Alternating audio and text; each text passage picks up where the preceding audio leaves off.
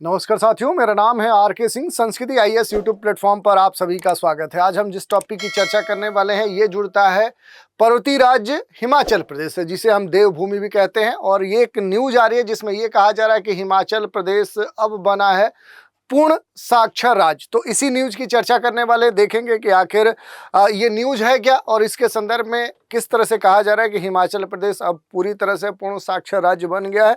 तो इससे जुड़े हुए जितने भी आंकड़े हैं उन पर बात करेंगे। इनके साथ ही बात करेंगे कि भारत में जो साक्षरता है और जो पूर्ण साक्षरता है उसकी जो परिभाषा है वो क्या कहती है। और इसी में हम देख लेंगे संक्षिप्त रूप से जो उल्लास कार्यक्रम है, उल्लास जो स्कीम है उसके बारे में हम देखेंगे। पूर्णतः जो साक्षर राज्य बनने की जो प्रक्रिया है उस पर बात करेंगे। भारत में जो साक्षरता का मापन किया जाता है वो किस आधार पर किया जाता है। इसके अलावा हम बात करेंगे भारत में जो साक्षरता है, पूर्ण जो साक्षरता है उसकी जो परिभाषा है वो क्या कैसे दी जाती है। तो इन सभी पहलुओं पर एक एक करके संक्षिप्त रूप से सारगर्भित जानकारी लेंगे। चलिए स्टार्ट करते हैं। पूर्ण साक्षर राज्य बन चुका है हिमाचल, और इसी न्यूज की हम चर्चा करें कि Himachal Pradesh declare to be fully literate. What does this means, इसका मतलब क्या है हिमाचल प्रदेश के लिए कि अब वो पूरी तरह से पूर्ण साक्षर राज्य बन गया है। तो इसे हम जानेंगे समझेंगे, लेकिन इससे पहले आप सभी के लिए एक महत्वपूर्ण सूचना है। संस्कृति आईएएस के द्वारा हिंदी दिवस के अवसर पे एक बड़ा ही महत्वपूर्ण डिस्काउंट संचालित किया जा रहा है, जिसके तहत संस्कृति आईएएस के द्वारा संचालित जो ऑप्शनल कोर्स हैं, ज्योग्राफी यानी भूगोल और हिस्ट्री यानी इतिहास, ये दो मुख्य जो वैकल्पिक विषय संस्कृति आईएएस कोर्स संचालित करता है, इन पर महत्वपूर्ण छूट दी जा रही है। और ये जो छूट है ये सामान्य छूट नहीं है, एक बम्पर डिस्काउंट है। 60% ऑफ के साथ इस पर और 10% का एक्स्ट्रा डिस्काउंट दिया जा रहा है। लेकिन खास बात है कि ये जो डिस्काउंट है केवल 6 दिनों के लिए वैलिड है। ये 10 से 15 सितंबर 2025 के बीच में इस डिस्काउंट को दिया जा रहा है। तो इसी समय सीमा में आपको ये लाभ प्राप्त हो सकता है। इसके अलावा भी अगर कोई क्वेरी है तो उसके शंका समाधान के लिए आप नीचे दिए गए जो नंबर है 9555124124 पे कॉल करके जानकारी प्राप्त कर सकते हैं। दूसरा तरीका है संस्कृति आईएएस की जो वेबसाइट है, यहाँ विजिट करके भी संबंधित जानकारी प्राप्त कर सकते हैं। अब कुछ महत्वपूर्ण आंकड़ों की बात करें जो कि अब ये सामने आई है कि जो हिमाचल प्रदेश है, जो अपने देश का एक पर्वतीय देवभूमि नाम से जाना जाने वाला जो राज्य है हिमाचल प्रदेश, इसको गोवा, लद्दाख, मिजोरम और त्रिपुरा के साथ पूर्ण साक्षर राज्य घोषित किया गया है। हालांकि पूर्ण साक्षर का जो मीनिंग है वो 100% साक्षरता नहीं, ये एक मिसकंफ्यूजन रहता है।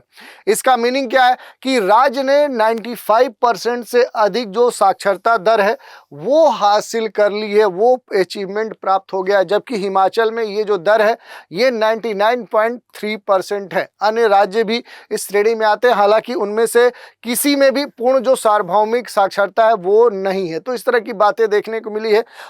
इसके अलावा कुछ महत्वपूर्ण बातें हैं जिन पर आज हम बात करने वाले हैं। जैसे अगर देखेंगे जो उल्लास कार्यक्रम है ये महत्वपूर्ण तौर पे चर्चा में है, लेकिन इसमें जो शिक्षा मंत्रालय है उसकी जो समझ है, उसकी जो सोच है, वो साक्षरता को समझाने की एक अलग तरह से परिभाषा देता है। जैसे शिक्षा जो मंत्रालय है उसको समझ के साथ जो बात कही जाती थी कि जो भी साक्षरता है, अगर हम साक्षरता को डिफाइन करें एजुकेशन मिनिस्ट्री के अनुसार, तो साक्षरता को समझ के साथ पढ़ने लिखने और गणना के स्तर पे जो क्षमता होती है उस क्षमता के रूप में डिफाइन किया जाता है, जिसमें डिजिटल और वित्तीय जो साक्षरता है दोनों को शामिल किया जाता है। और किसी भी राज्य, किसी भी स्टेट और यूटीज के लिए जो संघ शासित जो क्षेत्र होते हैं उनको पूर्णतः साक्षर तब माना जाता है जब वहां पर जो साक्षरता है वो 90% से क्या हो जाती है, वो अधिक। और अब वर्तमान में जो डेटा दिया गया है इसके संदर्भ में कि जो साक्षरता है यानी पूर्ण जो साक्षरता है वो तब माना जाएगा जब साक्षरता कितनी हो जाएगी,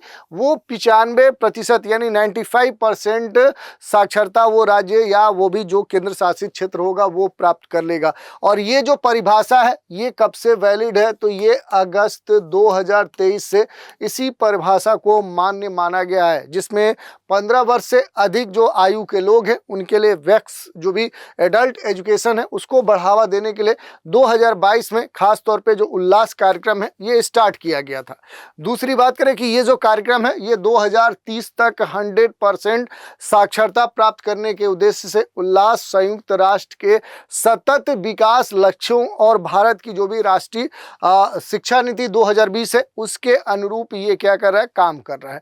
तो इसके बारे में बेसिक जानकारी जानकारी हम ले सकते हैं। इससे जुड़े हुए जो भी डेटा है उनको भी आप देख सकते हैं कि किसी भी राज्य के संदर्भ में जो साक्षरता कहने की बात कही जा रही है कि पूर्ण साक्षर जो राज्य होगा वो पूर्णतः साक्षर तभी माना जाएगा जब वो राज्य क्या होगा 95% साक्षरता अचीव कर लेगा। तो इस तरह की बातें कही गई हैं।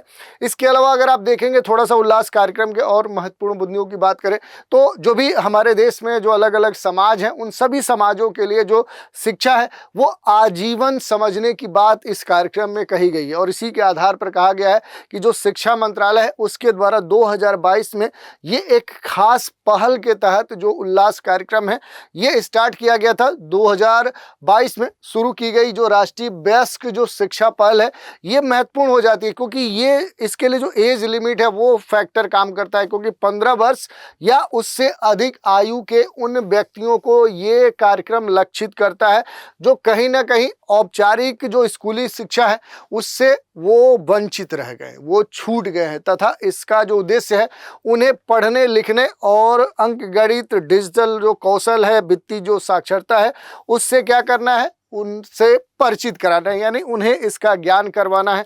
और खास बात है कि ये जो स्कीम है ये जो कह सकते हैं कि जो यहाँ पर जिस कार्यक्रम की हम बात करें ये अपने देश में जो न्यू एजुकेशन जो पॉलिसी है 2020 की उसी के तहत क्या कर सकते हैं कि ये काम करता है। और इसमें संयुक्त राष्ट्र सतत जो विकास लक्ष्य हैं उनके अनुरूप ये उल्लास कार्यक्रम माना जाता है। इससे जुड़े बहुत सारी जो विशेषताएं हैं उनको आप देख सकते हैं कि अलग अलग स्तरों पर इसमें क्या क्लास जोड़े गए हैं। और उल्लास के तहत देखेंगे तो जो साक्षरता है उसे प्राप्त करने के संदर्भ में हम कह सकते हैं कि आखिर साक्षरता कैसे प्राप्त की जाती है। तो देखिए ये जो कार्यक्रम है उल्लास स्कीम इसके अंतर्गत जो भी एडल्ट हैं जो वयस्क हैं उनको क्या किया जाता है बुनियादी स्तर पे पढ़ना और लिखना सिखाया जाता है।